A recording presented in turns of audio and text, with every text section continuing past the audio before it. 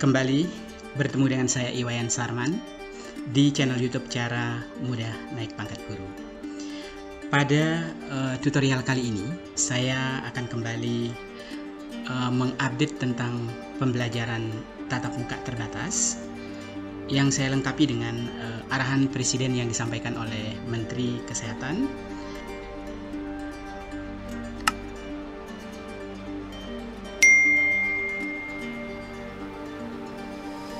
bahwa PTM harus memenuhi 5 kriteria. Nah, tentu ini adalah panduan yang saya berikan kepada sahabat guru hebat semua, termasuk juga kepada rekan-rekan guru yang sedang saat ini mengikuti program pelatihan pengembangan profesi guru, dan juga kepala sekolah serta pengawas pembina.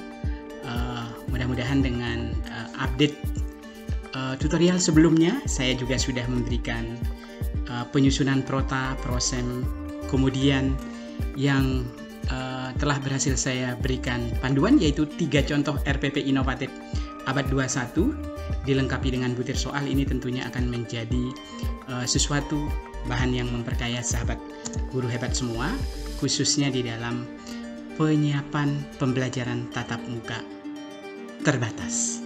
Nah, kita mulai dengan bahwa implementasi pembelajaran tatap muka terbatas yang saat ini kita sudah sama-sama ikuti, yaitu mengacu kepada SKB 4 Menteri, dan juga kita ikuti arahan Presiden yang disampaikan oleh Menteri Kesehatan, yaitu mengharapkan agar PTM harus dilaksanakan dengan ekstra hati-hati dan terbatas.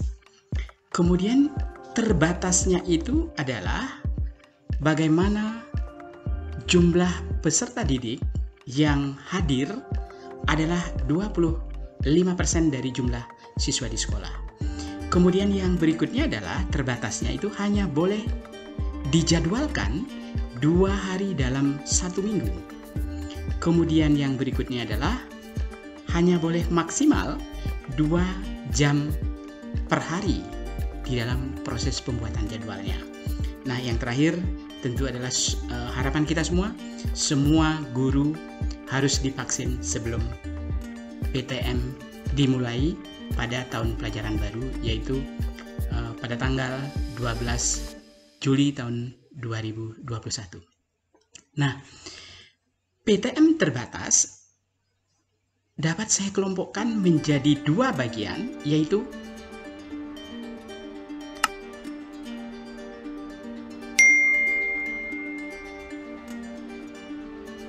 berdasarkan shift jadwal hari, ya, shift hari, dan yang kedua adalah rotasi peserta didik dan rotasi kelas. Seperti apa prinsipnya itu?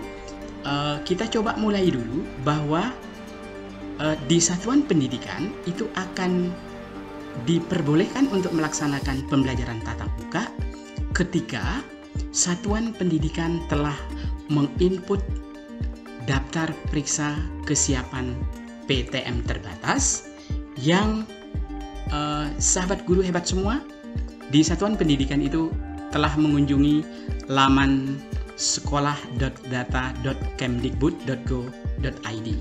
Nah, tentu ketika itu diklik, maka sahabat guru hebat semua harus mengisi dan melengkapi sekaligus mengupload dari 4 variabel dan 11 subvariabel yang ada di dalam daftar periksa. Nah, setelah itu berhasil, sekolah dinyatakan siap, tentu dilanjutkan dengan sekolah satuan pendidikan harus melakukan simulasi pembelajaran tatap muka memenuhi kriteria shift hari dan juga rotasi peserta didik. Kita mulai dulu sebelum simulasi dilakukan, maka shift harinya kita coba berikan panduan di Dinas Pendidikan Provinsi Kalimantan Tengah bahwa shift hari itu untuk kelas 10 boleh dipilih dengan menggunakan jadwal Senin Kamis harinya. Kemudian kelas 11 itu adalah Selasa dan Jumat. Kelas 12 itu adalah Rabu dan Sabtu. Nah, kemudian pembelajaran per hari selama 2 jam 2 jam itu identik dengan pembelajaran di masa pandemi, yaitu adalah 4 kali 30 menit, sehingga memungkinkan 2 mapel dilaksanakan di dalam 2 jam per hari, dengan tentunya diawali dengan bagaimana pengaturan jadwalnya itu mengutamakan kepada aspek penting dari masing-masing KD, khususnya KD esensial yang memang di peminatan untuk SMA dan juga kejuruan untuk SMK, dan tentunya ditambah dengan KD-KD atau materi terkait dengan kecakapan hidup, sehingga guru penting untuk melakukan pemetaan KD. Nah, setelah berhasil melakukan pemetaan KD, mana nanti yang akan disampaikan di dalam pembelajaran tatap muka, tentu konsep berikutnya adalah rotasi peserta didik. Nah, di rotasi peserta didik ini yang diperbolehkan untuk pembelajaran tatap muka di zona yang masih merah tentunya untuk pandemi COVID-19-nya, maka hanya 25% siswa yang diperbolehkan untuk melaksanakan pembelajaran tatap muka, dan diikuti oleh 75% siswa melakukan sisanya pembelajaran daring, dan kata kuncinya adalah dilakukan secara bersama-sama. Artinya 25% siswa hadir ke sekolah, namun 75%-nya siswa secara bersama-sama akan mengikuti pembelajaran secara daring. Oleh sebab itu, semua satuan pendidikan harus mampu menyiapkan ruang pusat pembelajaran yang didukung dengan fasilitas Wi-Fi yang memadai, laptop dengan fasilitas sound card-nya, speaker eksternal dan juga mikrofon, sehingga menunjang PTM maupun pembelajaran daring yang akan diikuti secara bersama-sama.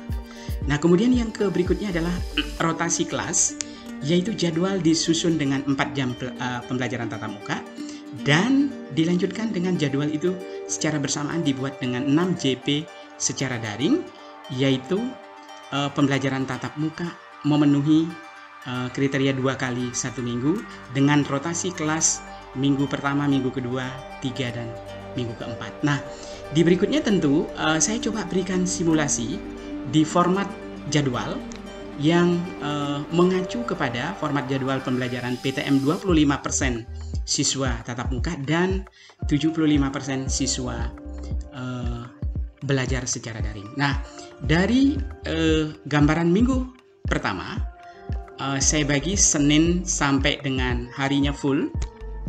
Jadi semua satuan pendidikan yang saat ini pembelajarannya 5 hari juga akan mengikuti berubah selama PTM ini nanti 6 hari, dengan konsep adalah PTM 25% dan sisanya 75%. Ini mulai jadwalnya tadi itu adalah Senin dan Kamis itu kelas 10 seperti ini, lalu Selasa dan Jumat itu adalah kelas 11, dan kelas 12 itu adalah Rabu, Sabtu. Ini polanya begitu.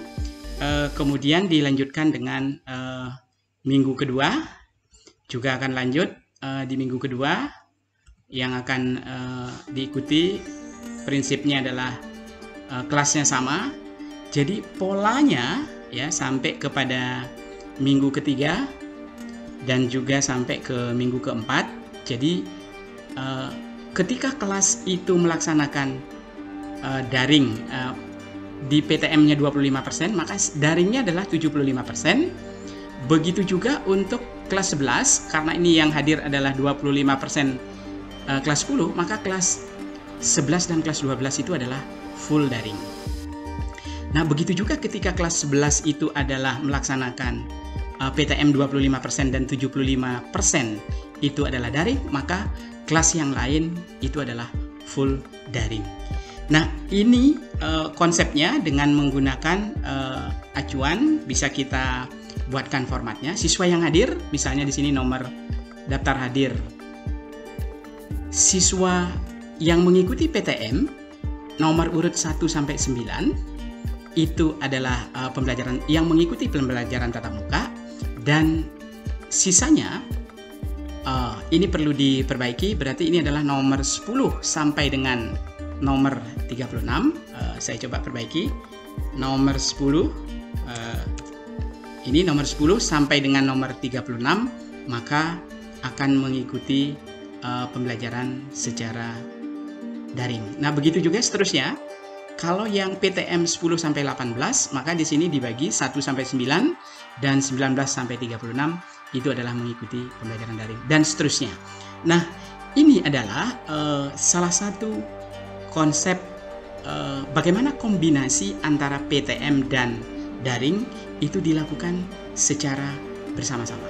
Nah, tentu di tahapan selanjutnya itu adalah bagaimana di satuan pendidikan itu melakukan pengawasan prosedur PTM itu secara ketat ketika satuan pendidikan sudah mulai melakukan checklist pemenuhan daftar periksa, sudah oke, dilanjutkan dengan bagaimana membuat kejelasan prosedur PTM terbatas di satuan pendidikan, pembentukan Satgas COVID-19 di sekolah, untuk memastikan bahwa penerapan protokol kesehatan itu dilakukan secara ketat. Dan Satgas harus berani memberikan teguran, lisan, kemudian tertulis, sampai kepada sanksi bagi semua yang melanggar. Nah, begitu juga upaya mitigasi sampai kepada persiapan pelaksanaan PTM dan sampai dengan pemberian edukasi secara berkala semua warga sekolah. Nah, di checklist kita mulai daftar periksanya. Yang pertama itu ada variabel ketersediaan sarana sanitasi dan kebersihan. Sub variabelnya itu adalah ketersediaan toilet bersih, sarana cuci tangan, desinfektan, kemudian di ketersediaan fasilitas kesehatannya. Nah, ini yang cukup penting, bagaimana satuan pendidikan itu membuat MOU dengan puskesmas terdekat dan juga dengan dokter untuk bisa ditunjuk atau kesiapannya sebagai pengampu sekolah saat PTM terbatas. Ketika ada hal-hal yang peserta didik kita masuk atau siswa kita dan warga sekolah ada yang suhu tubuhnya itu melebihi dari 37 derajat Celcius, maka sekolah dengan cepat bisa mengarahkan peserta didik kita ini atau warga sekolah kita untuk bagaimana melakukan isolasi, dan tentunya adalah mendapat arahan dari dokter pengampu dan juga puskesmas. Mungkin ini sesuatu yang baru yang harus bisa dilakukan oleh satuan pendidikan, karena yang penting itu adalah hidup dari warga sekolah, kesehatan kedua, lalu hak untuk memperoleh pendidikan, maka jangan sampai terganggu, jangan sampai ada klaster baru yang tidak kita harapkan di satuan pendidikan. Nah, mengakses fasilitas layanan, nah ini juga sesuatu yang penting. Yang ketiga adalah bagaimana pemetaan warga sekolah tidak boleh melakukan kegiatan di satuan pendidikan yang memang kejujuran dari semua warga sekolah.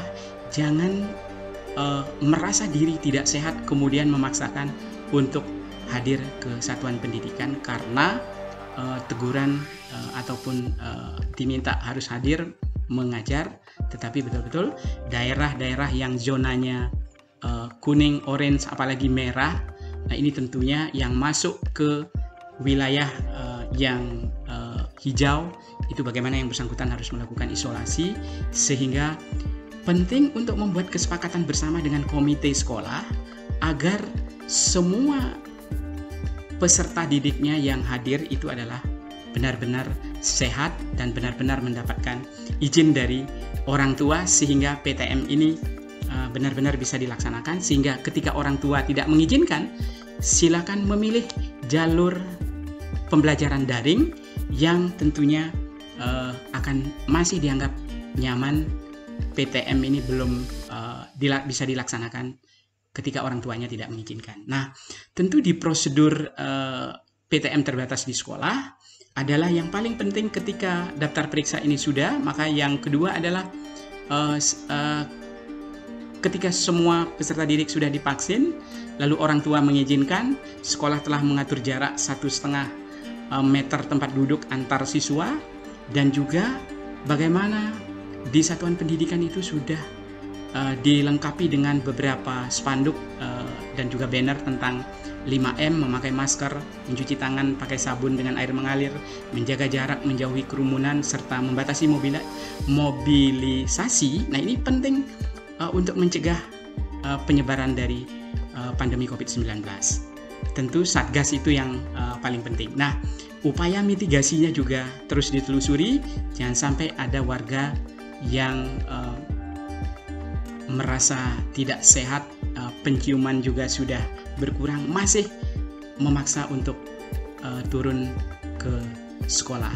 Nah, tentu prosedur pembelajarannya itu diawali dengan bagaimana sekolah sudah berhasil melakukan simulasi, semua warga ketat untuk mengikuti, termasuk juga di Satgas yang sudah ada, mengecek suhu tubuh, membudayakan gerakan 5M, dan memastikan guru yang hadir itu betul-betul sehat, dan juga warga sekolah sampai kepada guru melaksanakan pembelajaran sesuai jadwal, dan tim kurikulum memastikan bahwa KD yang diajarkan di PTM itu adalah KD-KD yang esensial, dengan PPT yang sudah disiapkan itu betul-betul melibatkan siswa terlibat di dalam pembelajaran dengan mengoptimalkan sumber belajar yang sudah disiapkan oleh guru, dan guru membantu siswa mengatasi kesulitan belajar daring sehingga memberikan konsep esensial dan kecakapan. Hidup ini menjadi sesuatu yang penting. Nah, bagaimana 5M itu tentu harus muncul di satuan pendidikan, sudut-sudut mana yang ditempatkan sehingga begitu warga sekolah masuk sadar dengan kesehatan penting menggunakan tahapan 5M itu. Nah, kemudian di pertimbangan pelacakan ketika ada warga yang terkonfirmasi positif, maka segera satuan pendidikan, kepala sekolah mengambil keputusan untuk segera menutup, menghentikan PTM terbatas dengan 3 kali 24 jam, kemudian dipantau berikutnya.